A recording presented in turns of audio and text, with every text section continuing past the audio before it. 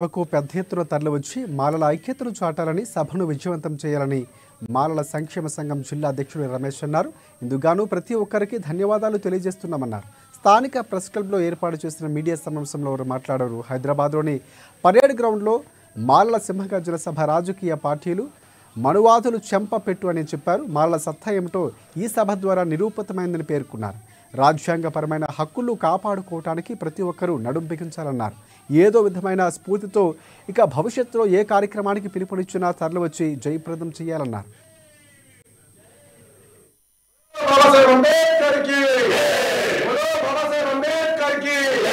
హైదరాబాద్లో జరిగినటువంటి డిసెంబర్ 1 మాలల సింహగర్జనను జయప్రదం చేసినటువంటి అంటే స్వచ్ఛందంగా వచ్చి మాల కుల బాంధవుల అందరికి కూడా పేరు పేరున జై భీములు.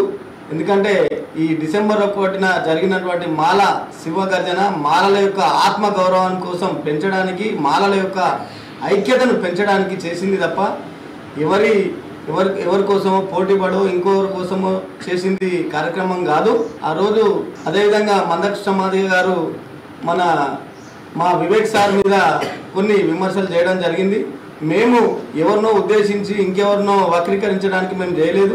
ఈ ప్రభుత్వాలు మాలలు అసలు లేరు, మాలల సంఖ్య తక్కువ ఉంది అని చెప్పడానికి, మాలల యొక్క ఆత్మ గౌరవాన్ని పెంచుకోవడానికి, మాలల యొక్క ఉనికి చాటడానికి ఈ రాష్ట్రంలో మాలలు ఏం తక్కువ సంఖ్యలో లేరు.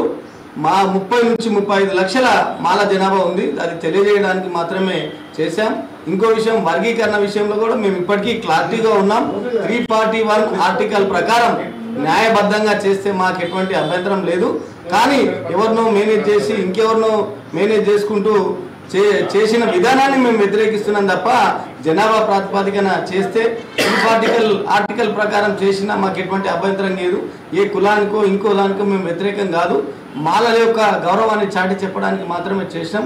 దీనికి ఆదిలాబాద్ జిల్లా నుంచి దాదాపు 5,000 మంది స్వచ్ఛందంగా ఎవరికి వాళ్ళు మాల జాతి మాల కులమంతా కూడా ఒకరినొకరు సహకరించుకుంటూ చందాలు చేసుకొని ఇంటింటికి చందాలు చేసుకొని వాలంటరీగా వెళ్ళి ఈ 5,000 మంది జిల్లా నుంచి వెళ్ళిన 5,000 మంది లక్షలాది మందిలో జమై ఈరోజు సింహగర్జనను జయప్రదం చేసినటువంటి ప్రతి మాల సోదరునికి కుటుంబాలకు పేరు పేరున మరోసారి ధన్యవాదాలు తెలియజేస్తున్నాం. అందుకని మేము ఒకటే చెప్తున్నాం, మేము సోదర భావంతో ఉన్నాం. మా జాతి ఐక్యత కోసం, మాల జాతి యొక్క ఐక్యత కోసం పాటుపడుతున్నాం.